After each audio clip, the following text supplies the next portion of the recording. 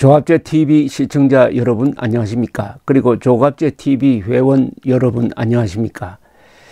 2020년 2월 28일 저녁입니다. 내일은 2월 29일 토요일, 원래 대규모 3.1절 국민대회가 예정되었지만은 정광훈 목사가 구속되고 또 이 우한 코로나의 아주 심각한 확산으로 대규모 집회는 중단이 되었습니다.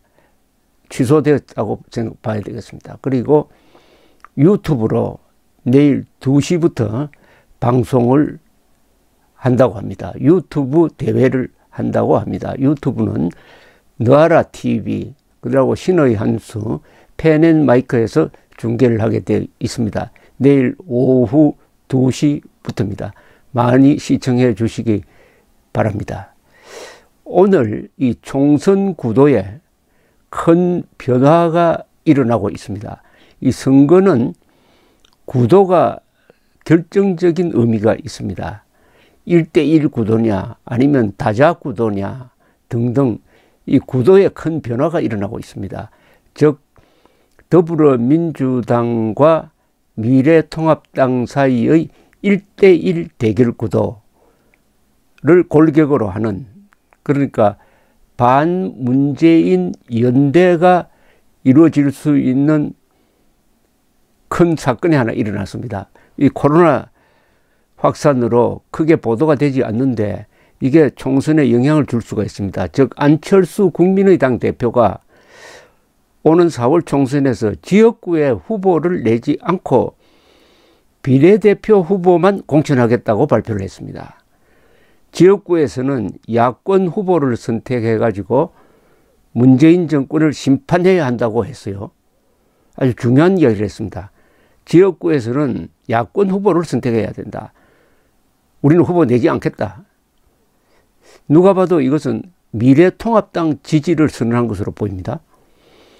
안 대표의 지역구 무공천 결정으로, 그러니까 보수 및 중도를 아우르는 반문재인 연대, 통합은 아닙니다. 연대가 이루어지고 지역구 후보는 야권 단일화로 가는 길이 열리는 듯 합니다.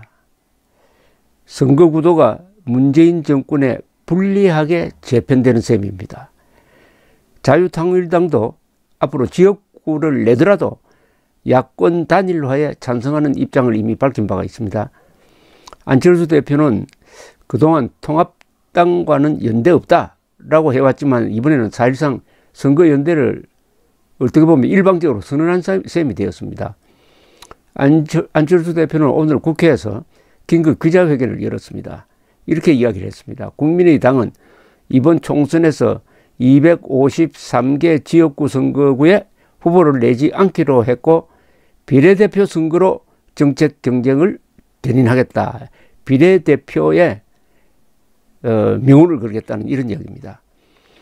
이것이 문재인 대통령의 폭주를 막고 실용 중도 정치를 뿌리내려 정치를 바꿀 수 있는 길이라고 생각한다. 지역구에서는 야권 후보를 선택해서 문 대통령을 심판하고 정당 투표는 가장 깨끗하고 혁신적 그리고 미래지향적 정당을 선택해서 대한민국 정치를 바꿔야 한다라고 이야기했습니다. 안철수 대표 입에서 오랜만에 나라를 위하는 발언이 나왔다는 그런 느낌이 듭니다. 그는 또 오늘 결정으로 총선에서 야권 전체의 승리를 이끌어낼 수 있다고 생각한다.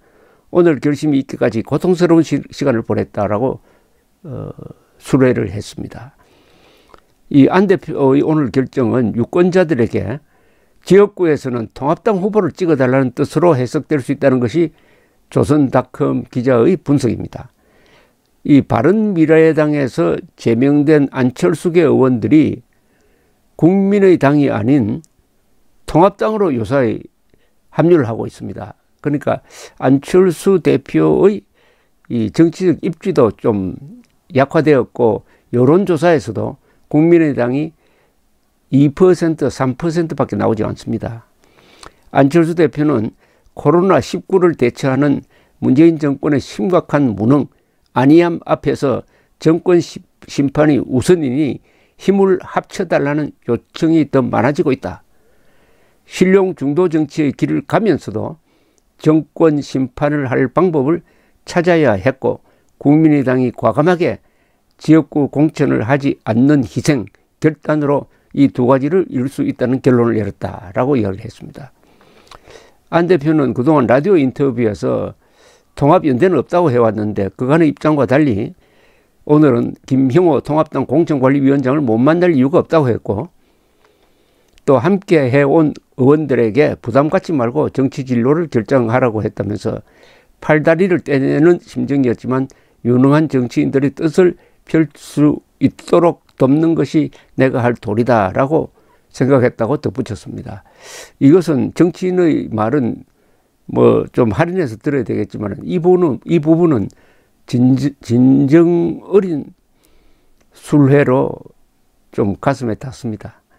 통합당 측에서는 안철수 대표의 결단으로 선거판의 골격이 더불어민주당 대 미래통합당의 1대1 구도로 정리되면은 지금 부동층으로 남아있는 약 30%의 유권자들이 통합당으로 쏠릴 것이다. 이렇게 기대하는 모양입니다. 그러면 극적 효과를 높이기 위해서는 황교안, 안철수 두 사람이 만나고 공동선언도 내고 할 필요가 있을 것 같은데, 문제는 통합당과 국민의당의 여론조사상 지지율이 지금 다 부진합니다. 여론조사에 대해서는 조금 이따가 말씀드리겠습니다.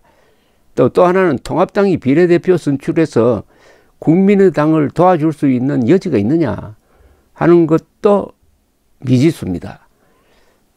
오늘 발표된 한국갤럽 주간 여론조사에 따르면 문재인 국정평가 잘한다가 42%, 못한다가 51%, 못한다는 한 주 사이에 5%나 높아지고 잘한다는 30%나 떨어졌습니다.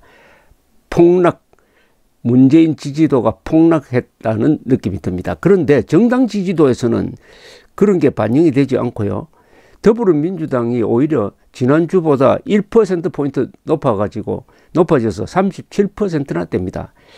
그리고 이 무당층이 급격하게 늘고 있습니다. 선거를 다가가면은 무당층이 줄어야 되는데 아주 이상한 현상입니다. 즉 지난주에 27%였는데 이번 주에는 무당층이 저는 찍을 후보를 정하지 않았다는 사람이 33%나 됩니다. 그리고 이 미래통합당, 자유한국당의 후신인 미래통합당은 이 지지율이 전주는 23%, 지금은 이번에는 21%로 2%포인트나 떨어졌어요. 참 이상합니다. 그리고 국민의당은 2%, 미래통합당 21%, 민생당이라고 해가지고 몇 개 정당이 호남을 기반으로 해서 지금 뭉친 정당이 1%밖에 안 됩니다. 정의당이 6%, 기타 정당은 뭐 다 합쳐도 1%밖에 안 돼요. 자, 여기서 이제 무당층이 33%인데 무당층이 어디로 쏠리느냐에 따라서 승패가 결정이 되는데, 그동안 이 자유한국당이라는 당명을 바꾸고 유승민 세력, 즉 새로운 보수당과 합쳤는데도 불구하고 합친 효과가 여론조사에 반영이 되지 않고 오히려 줄어들어 버렸습니다. 이것은 정통 보수 세력이 박근혜 탄핵에 앞장선 세력과 손을 잡은 데 대해서 불만을 품고 일단 무당층으로 옮겨간 것으로 보입니다. 특히 이 대구, 경북, 부산, 울산, 경남 이 경상도 지방에서 이상하게도 미래통합당에 대해서 아주 냉담합니다. 예컨대 대구, 경북 지방에서 미래통합당 지지율은 36%밖에 안 돼요. 더불어민주당 지지율은 꽤 높습니다. 22%입니다. 그런데 호남에서 말이죠. 호남에서는 더불어민주당 지지율이 얼마나 되느냐 하면은 63%나 됩니다. 그리고 미래통합당 지지는 3%밖에 안 돼요. 호남은 결속하는데 경상도는 오히려 미래통합당으로부터 멀어지고 있다. 아주 위험한 여론 상황입니다. 그러니까 통합의 효과가 플러스가 아니라 오히려 마이너스가 되고 있다는 거예요. 이런 판국에 비록 지지율은 2%밖에 안 나오지만은 안철수 씨가 대표하는 게 중도 실용 노선이라고 그런다면은 그 상징적 인물인 안철수 씨가 사실상 지역구에서 통합당 지지로 돈 것은 이 무당층을 움직여서 통합당 지지로 끌어오는데 상당한 역할을 할 수 있지 않을까 하는 그런 생각이 듭니다. 그래서 이게 다음 여론조사에서 어떻게 반영될지 하는 게 궁금합니다. 문제는 지금 코로나 사태로 해서 이런 정치적인 중요한 결정이 제대로 보도가 되지 않습니다. 그리고 미래통합당의 고민은 이 당명입니다. 자유한국당이 많이 알려져 있었는데 그걸 미래통합당으로 바꾸고 미래통합당이라는 당명이 잘 지은 이름이 아니에요. 그것을 알리는 시간이 너무나 촉박하다. 촉박하다. 시간입니다. 시간과의 싸움이에요. 이 이름을 정치에서 선거에서 가장 중요한 것은 이름을 알리는 것입니다.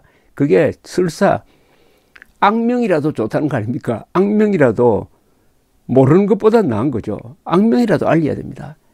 자, 그런데 미래통합당이 이렇게 지금 코로나 사태로 해서 국민들 관심이 정치에서 벗어나가지고 자신의 안전을 신경 쓰고 있는 이런 판에 미래통합당이라는 이름을 어떻게 알릴 것이냐.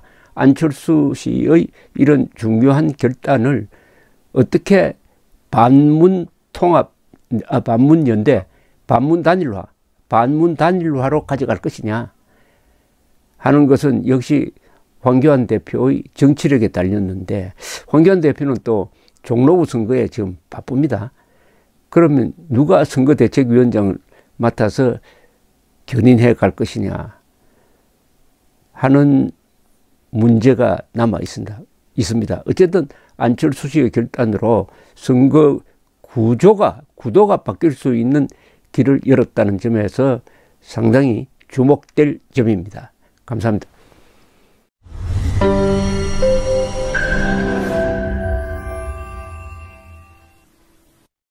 조갑제 TV 시청자 여러분 안녕하십니까? 2020년 새해를 맞아서 조갑제 TV가 새로운 시도를 하겠습니다. 구글에서 제공하는 유튜브 채널 멤버십 제도입니다. 쉽게 말하면 조갑제 TV 회원 제도입니다. 에 대해서 설명을 드리겠습니다. 벌써 조갑제 TV 구독자가 35만 명을 넘어섰습니다. 아이슬란드 인구와 같게 되었으니까 앞으로 이 커뮤니티를 활성화하고 상방향 소통을 강화하기 위한 제도입니다. 구독 버튼 옆에 있는 가입 버튼을 눌러주시기 바랍니다. 이 채널 멤버십 제도는 유료입니다. 유료인데 등급을 세 등급으로 나누어서 특혜를 드리는데 구별이 있습니다. 조갑제 TV 첫째 친구 월 12,000원 내시는 분들을 친구라고 부르기로 했습니다. 이분들에게는 회원 전용 동영상을 제공을 합니다. 별명을 조갑제가 답한다라고 했습니다. 논란이 되는 사실 등에 대해서 저에게 질문을 해주시면은 제가 성실하게 답을 하는 동영상입니다. 그 다음 등급이 동지입니다. 동지는 월 3만 원 내시는 분입니다. 동영상을 선공개하는 혜택을 추가하기로 했습니다. 앞에 회원 전용 동영상은 기본적으로 받으시는 것이고 동영상 선공개 미리 궁금한 동영상을 보실 수 있도록 하겠습니다. 세 번째가 월 6만 원 내시는 분들을 전우라고 이름을 붙였습니다. 이분들에게는 친구, 동지들이 누리는 혜택 플러스 이 전후에 가입하신 분들의 성함을 물론 필명이겠죠. 언급을 하고 조갑제의 교양 강좌 동영상을 보실 수 있도록 하겠습니다.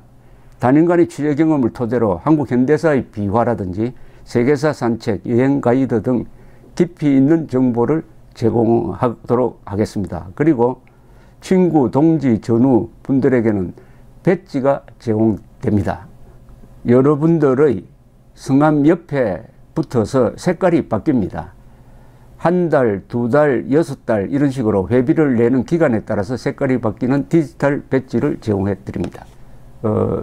여기 회원에 가입하지 않는 분들에게는 불이익이 없습니다. 지금처럼 무료로 동영상을 시청할 수 있습니다. 여기 동영상 가입 절차는 별도의 공지를 참고해 주시기 바랍니다. 감사합니다. 구독 버튼 옆에 있는 가입 버튼을 눌러 주시기 바랍니다.